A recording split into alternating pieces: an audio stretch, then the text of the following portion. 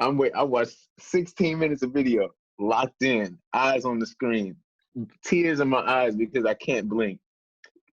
It's ticking down. Last 10 seconds of the video, 10 seconds left. And I'm like, is she gonna say it? Like, why is it no time left on this video? I'm like, what's going on? Where's this thing? I was like, maybe it's just gonna be like a quick flash at the end or something like that. Tune in next week when we I was like, creative juice. What's going on here? In the bathroom? no, not yet. No, I'm like, I was right in the middle of putting on bottoms. I mean, you're not gonna be able to see my legs, but how you been doing? You didn't say how you was. I was just like, is he gonna roast me anytime for this dream camera? But oh, it's coming. It's coming. Okay. It's coming. Look, and you know, because I talked to you directly. You know, I sent you the video. As soon as I sent that video, I'm like, damn, you got a Bolex. I know you got a Bolex. You got a Bolex. And you're like, oh, dude, what's that? I don't even know what a Bolex is. Like, I was like, oh my God, come on, man. Like, I knew as soon as I sent that video, I'm like, Hasselblad, come on, man. You know it wasn't no Hasselblad. And then I was like, it's a fucking Bolex. It's a Bolex. I knew it was a Bolex. And I sent you that message. As soon as I sent you the video, right after that, I'm like, you got a Bolex. And then I was in denial because you kept playing with everybody's emotions with these little videos. I watched 16 minutes of video, locked in, eyes on the screen, tears in my eyes because I can't blink. It's ticking down. Last 10 seconds of the video, 10 seconds left. And I'm like, is she gonna say it? Like, why is it no time left on this video? I'm like, what's going on? Where's this thing? I was like, maybe it's just gonna be like a quick flash at the end or something like that. Tune in next week when we I was like, what is the TV drama? Like, I'm tripping right now. Like, I was real deal like locked into this movie.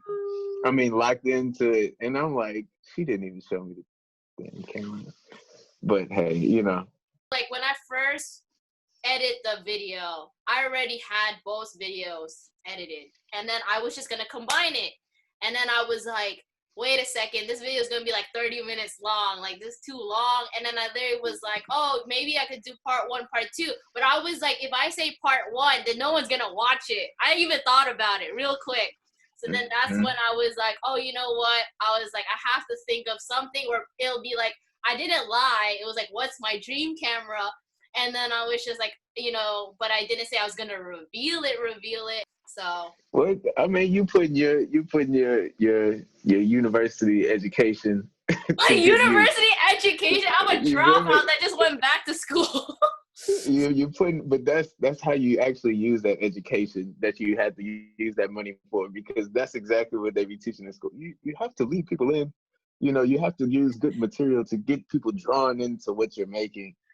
And little did you know, a 3 a.m. tweet would turn into emotions tied all into your videos and people sending you messages screaming about why you didn't show your new camera to them.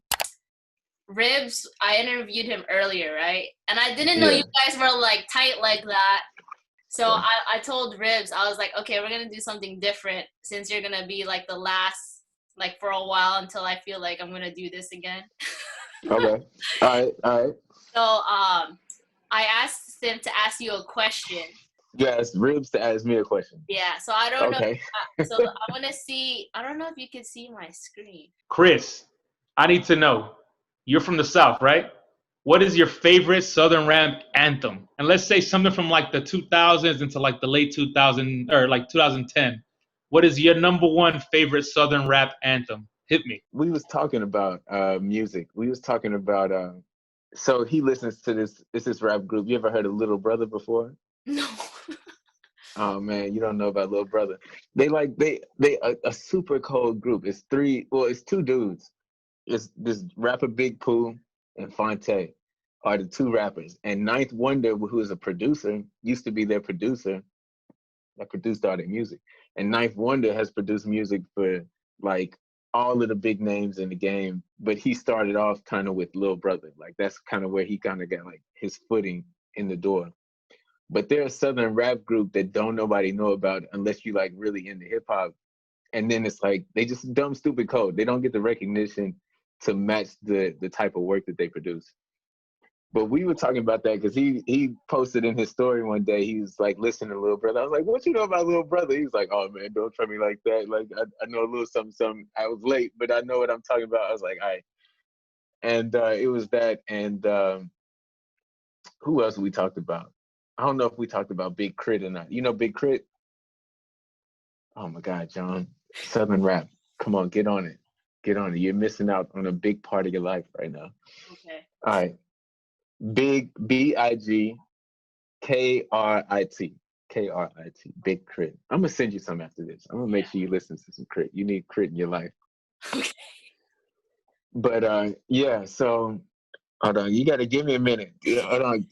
You gotta give me a minute. I Oh don't want my to just. God. That's a real question. That's a good question. Okay. While you look, I'm gonna Google Big Crit right now. Justin Lewis. Who is Justin Lewis? It says here, Justin Lewis Scott, better known by his stage name Big Crit. Oh, Justin Lewis Scott. Yeah, okay. I thought his name. I thought you just said Justin Lewis. I was like, who is Justin Lewis? But yeah, Crit, Big Crit. Oh, he's That's young. him. He's only 34. Yeah. I'm thinking. And I got to look at my music library, man. And I'm telling you, I wasn't prepared for that one. Damn, man. What kind of question is this? This is terrible. I'm gonna say two. I need two albums. All right, first album would be Carter 2, Lil Wayne. Lil Wayne Carter 2. All right, that's the first album. Second album would have to be maybe The Minstrel Show by Lil Brother. Well, I did make short films when I was in the US. I haven't made short films since then though. See, I like to plant. I had a garden when I was in the US. I like to plant vegetables. That's really fun. What else do I like to do? I like fashion, even though right now my fashion is kind of weak because I don't know how to buy t-shirts. I just buy jackets and coats and stuff because I really like jackets and coats. But oh no, shoes. Oh my God. I'm so into shoes. And I haven't been because like I said, I move a lot. So it's like I haven't been able to build up as much as I had. But when I was in the States, I had like 30 pairs of shoes. But I was really big into like SBs, Nike SBs, SB Dunks, Blazers. Yeah, that was my kick. Like, oh man. And I peeped your little Supreme hat when we got on here. I was like, oh, she a little fly right now. I just got a haircut and my bangs they're like this, so I put a hat on. Feel me? Yeah, but the hat is cold. Speaking of, so you got that cheetah print hat. Yeah. It's these Nike SBs, these SB Dunks. They're called the Ferris Bueller SB Dunks. Okay. It is my favorite pair of SB Dunks that I own, and they cheetah print like your hat. Like the tongue, the entire the whole tongue is cheetah print, and it's like the toe box is like this brown, the same brown from the cheetah print brown, and like the top of the toe box is white. The sides are like the side paneling is white. It's got a black Nike check. The heel part is that same brown tan. And then it's got like a white sole with like I think the bottom is black, maybe. I don't know. Can't remember. Anyway, I'm gonna send you a picture. Ferris Bueller's SB Dunks. They're the shit. And they're back home? But, yeah, they're back home. My dad, for everybody, I don't even know if this is gonna make the video, but I just need to say this. All right. If you ever leave your house, be wary of what you leave behind. You mean leave, because like move out? If you move out of your house, if you move out of your parents' house, be wary of the things that you leave at your parents' house, like when you leave. Because you don't have control of it anymore. It's not yours anymore. It becomes a part of the house. And if it's cleanup day, then guess what's gonna get thrown out?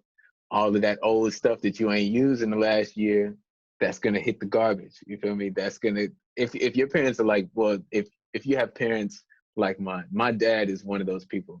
My dad is the guy that when it's time to clean up, if anything is in the way, he's gonna throw it out. He's gonna give it away. He's gonna do all of that. So a lot of my old shoes, I'm talking about Jordans, Dunks, Blazers, all of that. He gave them to the Goodwill because I hadn't been home in like 2 years because I moved away to Thailand. And I told him before, like, don't let go of these shoes. These shoes cost money. They'll be able to sell for a lot, you know, Don't get rid of them. I get back home, like, where my shoes at? Oh, I don't know where they went. I'm like, bro, yeah, you do. Like, you know where the hell they went. Talking about, oh, I don't know where they went. They didn't just walk out of here. And then the other shoes, like the Ferris Bueller's, the one I was talking about, he wears them everywhere. He wears them shoes everywhere. My dad could care less about fashion, but he got these SB Dunks on wherever he goes because I know they comfortable because they SB Dunks.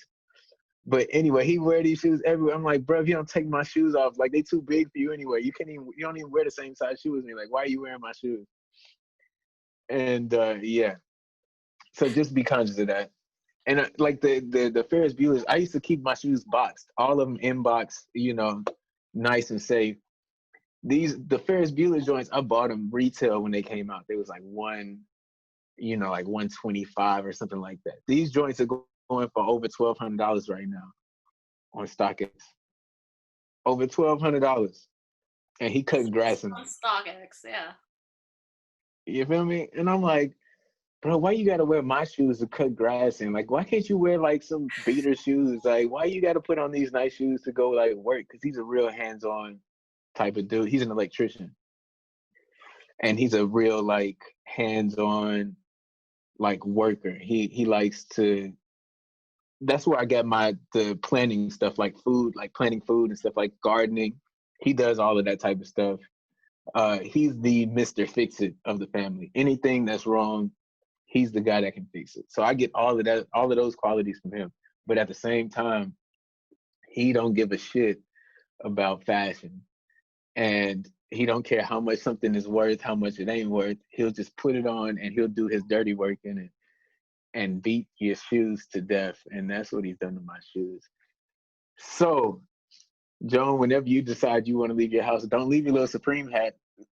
Don't leave your Supreme hat laying around. Because next thing you know, somebody in your family going to have it on and going to wear it in the rain. Oh, it was raining outside. I wanted to put on a hat. And next thing you know, your $70 Supreme hat is moist and toasted. You feel me? So just keep that in your mind. Like I said, historically Black colleges and universities. Historically Black colleges and universities. I said universities. See, I was right. You did. You were on the right track. I give you that. I'm thinking like Drumline. So Drumline was based off of an HBCU. Like that's the theme of Drumline was because of HBCUs. But the whole bands and stuff like that was a big thing. You know, it's been big since like the 50s, 40s or something like that. Mm-hmm. Like my university, Tennessee State University, shout out to the Big Blue Tigers, you feel me? Which is an HBCU as well. Our band is like really well known. Played at the White House, played for presidents, played at Super Bowls, played in, you know, Thanksgiving Day parades, Macy's Day parades, all of that type of stuff, right? But it's a big deal. It's not like the it ain't like that type of band. You feel me? It's not like your Ohio State got a good band, but it's not like the PWI schools. You feel me? It's not like those type of bands. This is real deal, like music that you would hear on the radio being played at the game. And it's a whole culture around marching bands. Like, so football games, for example, football games have 4 quarters, right? HBCU games have 5 quarters. Okay. Because the 5th quarter is a band battle where it's literally just the 2 bands from either side. After the game is over, people go out onto the field or just stay in the stands and listen to the bands play back and forth at each other.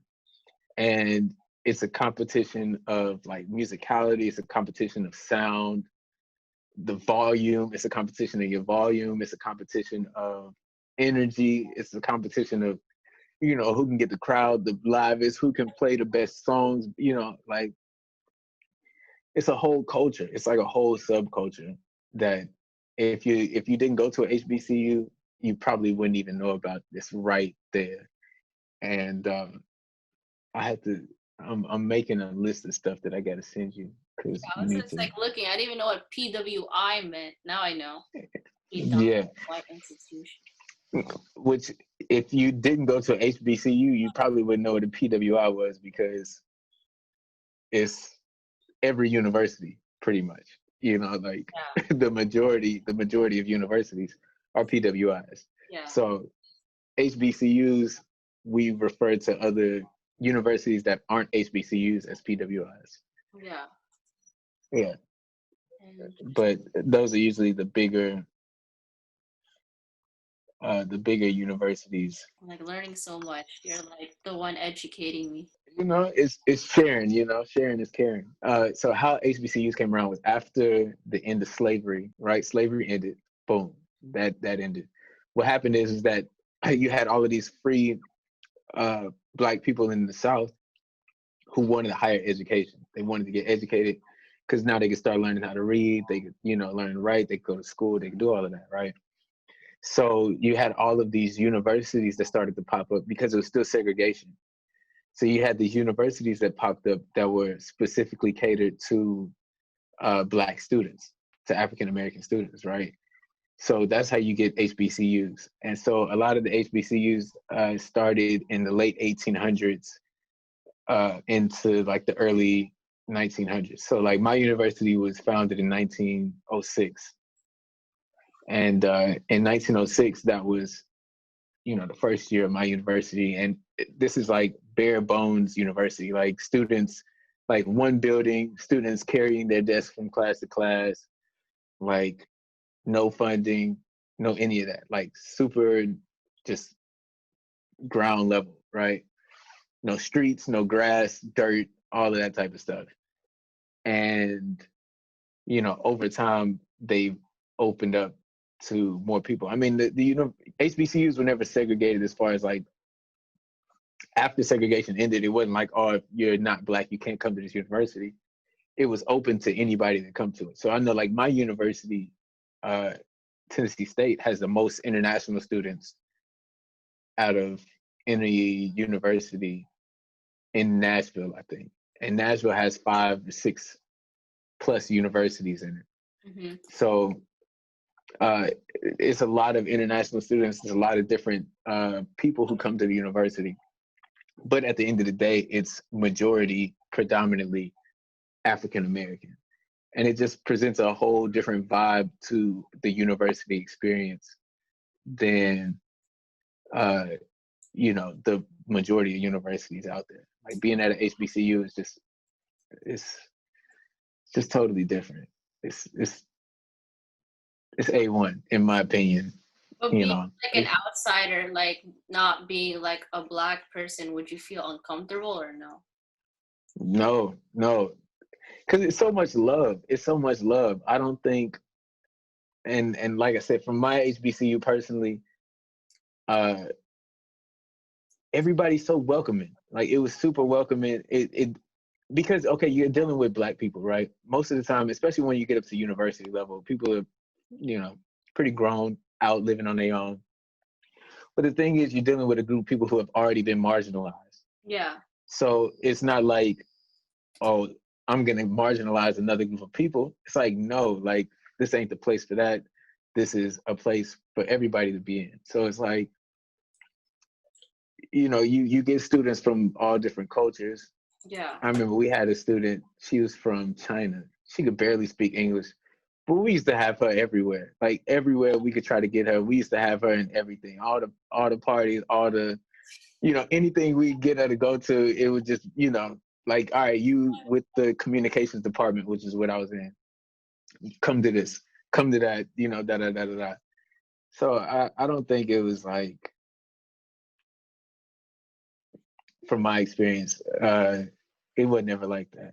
And I think a lot of people from the outside tried to bash HBCUs because, especially like if white people would come to the HBCUs, They're like, oh, why y'all like the white people so much? It was like, it's not like you just would like the white people more than anybody else. It's just that they're the same as everybody else when they come to our university.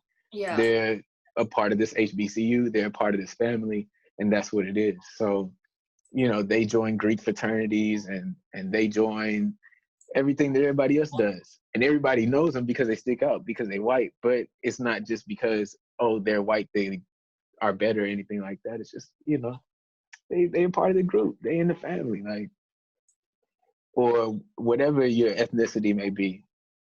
But yeah, I loved my HBCU, man. It was so nice.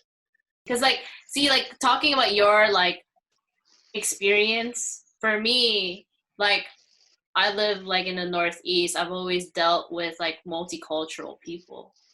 And like white people, it's just like like if you go outside of my city, that's where they are in the suburbs. But like where I live, it's all like Hispanic, Black, like, you know, and then Asian people, and then barely like you'll have that one white kid in your class. So I don't know how that feels at all. Like it's weird. Like, and then when you go to, let's say, New York or whatever, all of a sudden, obviously everyone wants to go there. You're just like, oh, now I'm like meeting people that I've never kind of like that kind of race I've never really associated with. And it's not because like I'm racist or whatever. I just don't really, I grew up in a place that didn't really have that many like white people. So what you're talking about is just like, it's interesting that everyone who, depending what location, you know, you're like, have a different intake of like how you see things and stuff. Yeah, it's super different. I mean, you know, because I grew up in Nashville, Tennessee. I was there literally this time of the year last year for the first time. Oh, you've been to Nashville before? Yeah. Because so my sister's friend lives in Clarksville, which is like middle of nowhere.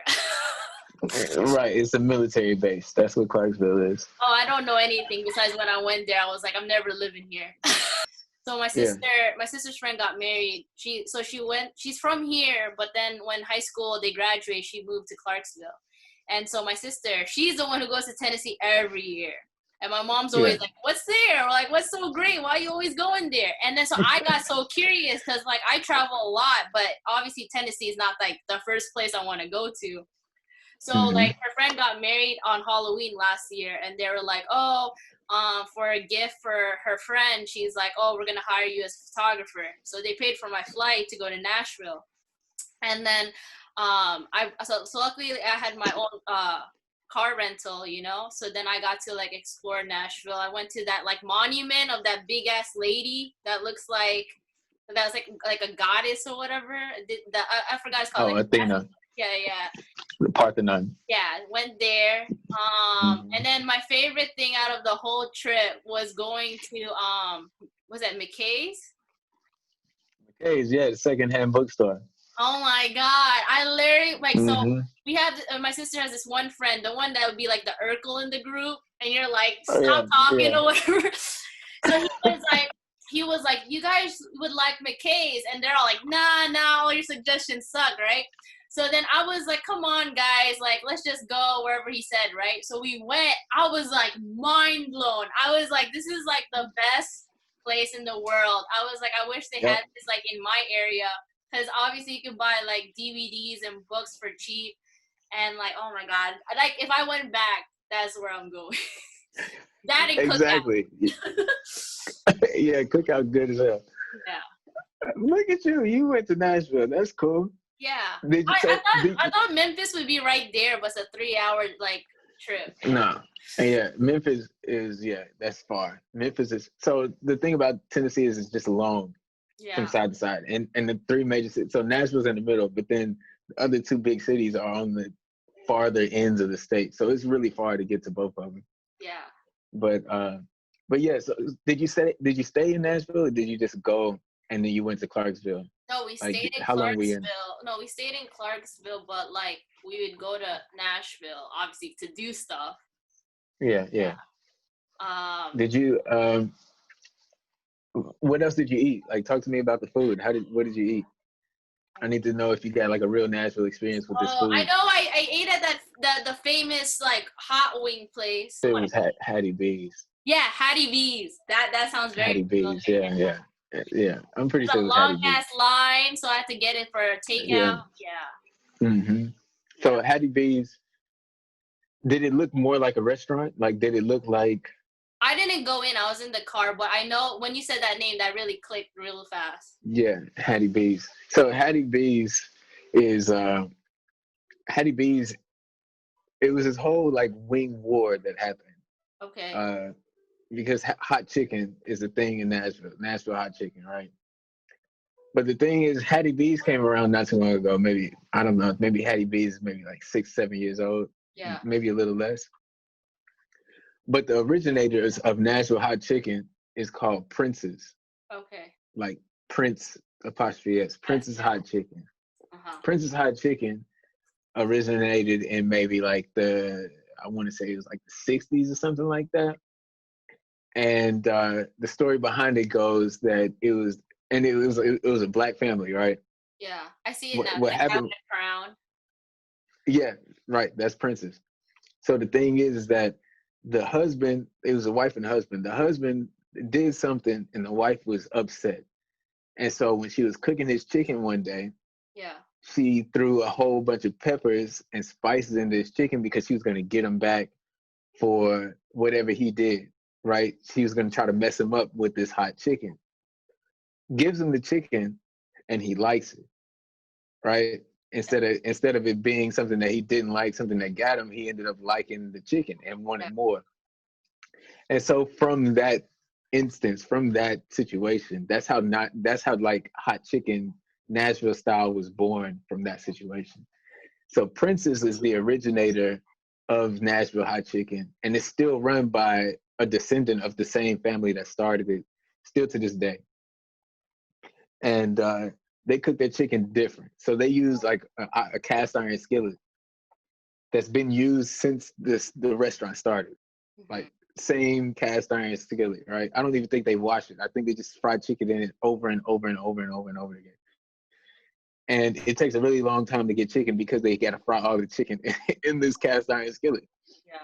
And so everybody, they were on kind of like the black side of town. In Nashville, things are pretty segregated, or at least it was until gentrification started happening, because people like Nashville now.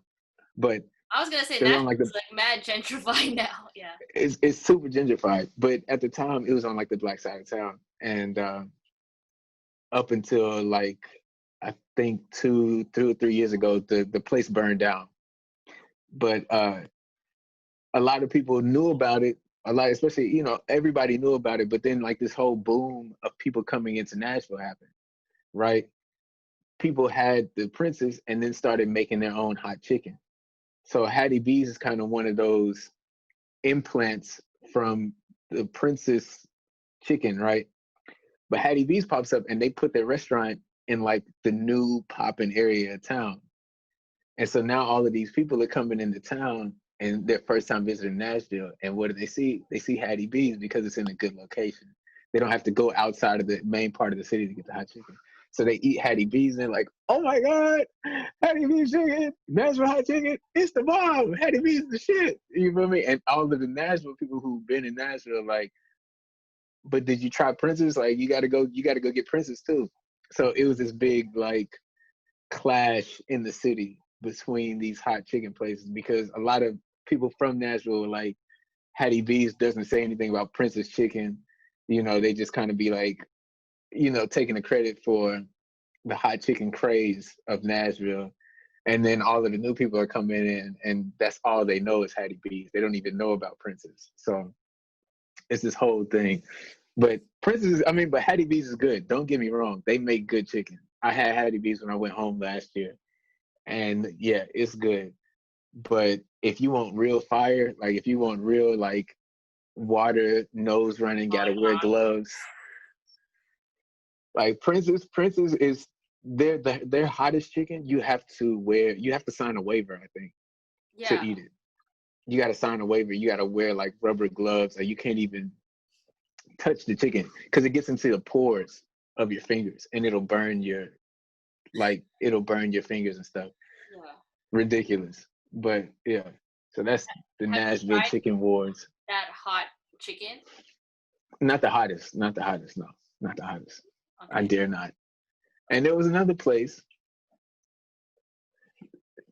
This is creative juice, so this is what we should be talking about, right? Everything is not super photography related. I was like, what were you thinking? I was gonna lay all these photography questions. So I'm like, this is important stuff. Nashville hot chicken, because people are remaking hot chicken, Nashville hot chicken everywhere. KFC, I saw in California, KFC has a Nashville hot chicken flavor. Yeah. And it's called Nashville hot chicken. I'm like, this is crazy. Anyway, so there was another place on Jefferson Street. Okay, in Nashville, Jefferson Street used to be like, did you go on Broadway when you were in Nashville? I don't remember. That's a strip though, right? That has like all Yeah. the different bars and stuff and live Yeah. music. Yeah, okay, cool, yeah. That's Broadway, right? So Jefferson Street, back in the day when the city was segregated, Jefferson Street was like the Broadway of the Black neighborhood on the north side of the city. Okay. So Jefferson Street had all of like the jazz bars and like all of these bars where James Brown and Jimi Hendrix and all of these people would come and play these bars in the Black neighborhood, right?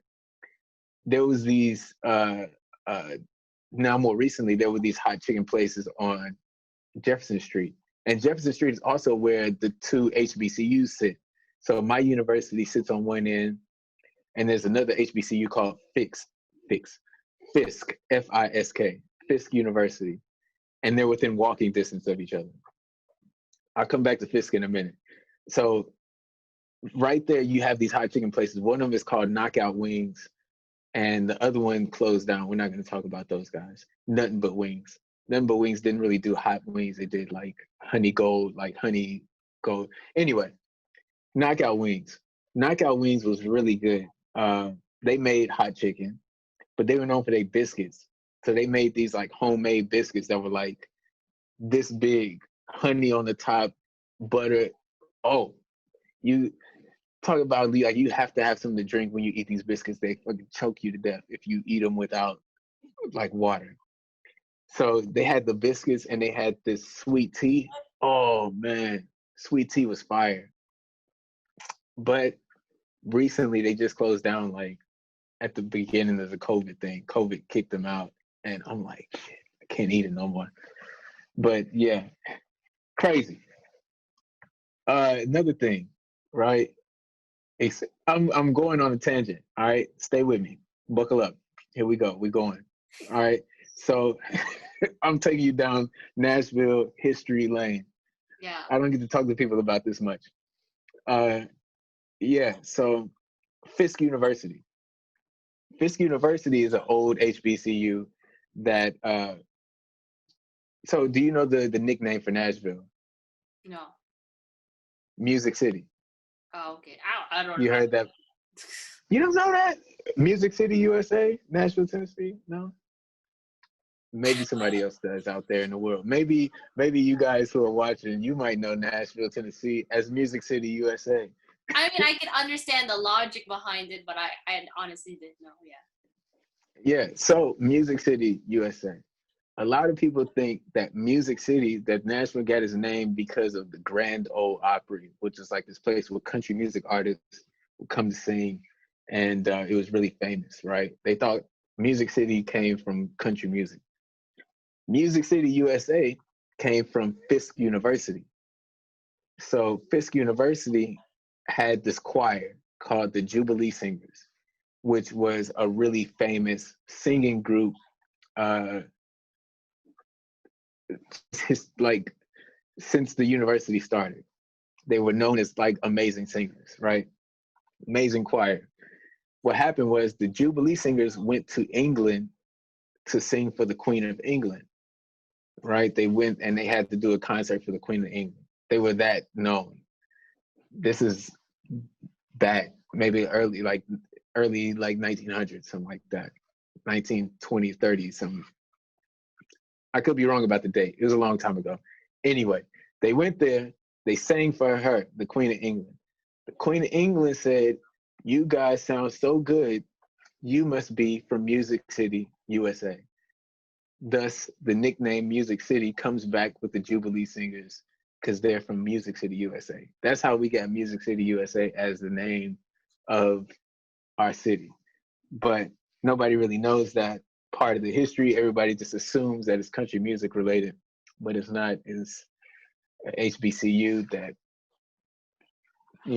made that happen. Sorry. So. See, I knew I struck a chord. Like, I was like, I didn't want to play the Nashville card, but I was like, yeah, I went to Nashville. And you were like, whoa, stop. You're like, I gotta talk now. That's home. That is home. That is home. Nashville is home. Nashville is my home. And it's just really weird. I guess it's really weird now just because it's so popular. Nashville is such a popular place now, and people want to come to Nashville because at one point, nobody wanted to come to Nashville. Nashville was a small town. Like, it was a real deal small town. Like, everybody, you're related to, everybody's the single 1 degree of separation or 2 degrees of separation. Like, I know your mama's cousin who knows your uncle, and that's how I know your family. Or I know this person with this last name. Oh yeah, I know they folks. Like, everybody knows each other. It was like that. Celebrities would come hide out in Nashville because nobody cared that they were celebrities. Like, everybody would just be like, I guess this is another guy. Even still to this day, celebrities pop up in Nashville and play bars on Broadway for free.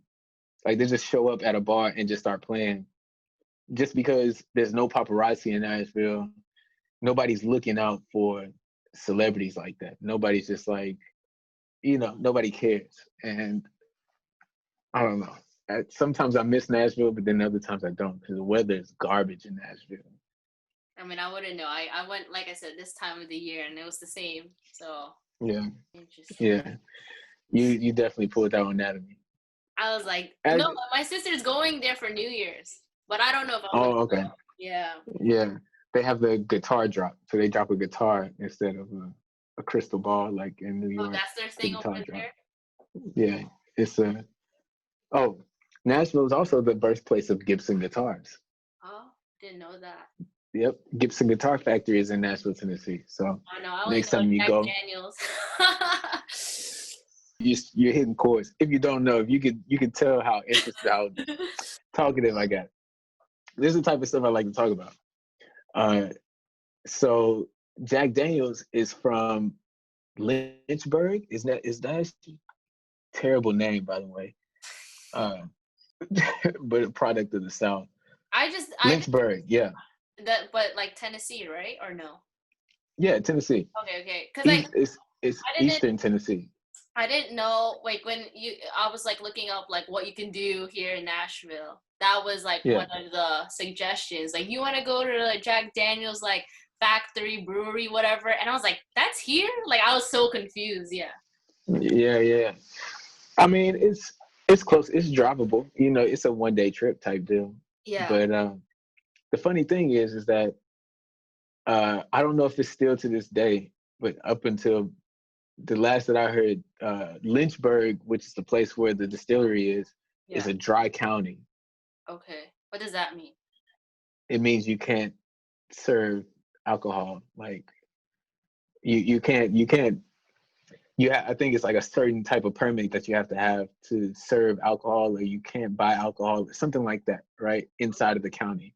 Yeah. So people would go to the Jack Daniels distillery, and you can't drink at the distillery because it's a dry county.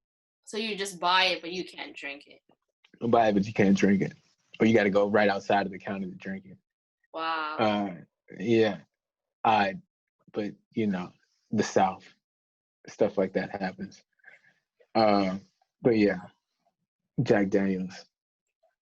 See, now if I go, I have to hit you up. Like, I'm like, now that I know like someone who's local who knows like the places for sure.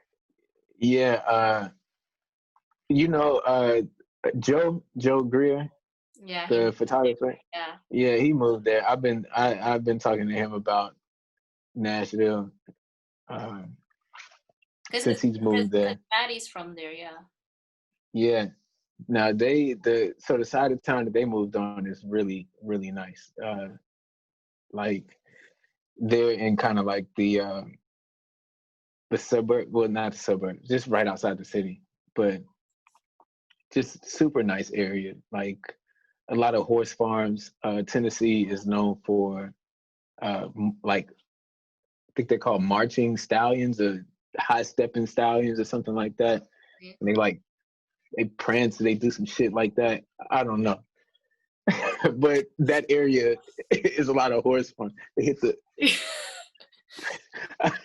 whatever that joint is. Yeah. But yeah, they known for that.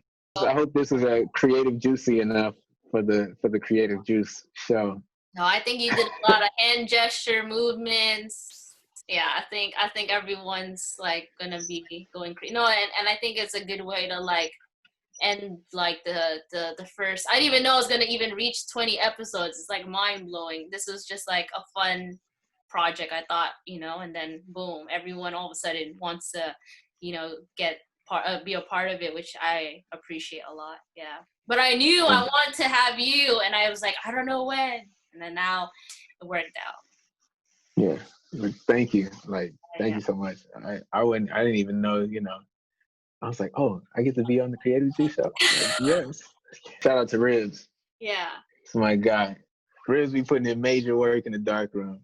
Oh my God, he works. I told him, I was like, you do it all. I don't know how, but yeah. Now he's another one that produced a lot of videos as well. Yeah. Okay. All right. Yeah. I get it. Yeah. All right. Thank Love. You.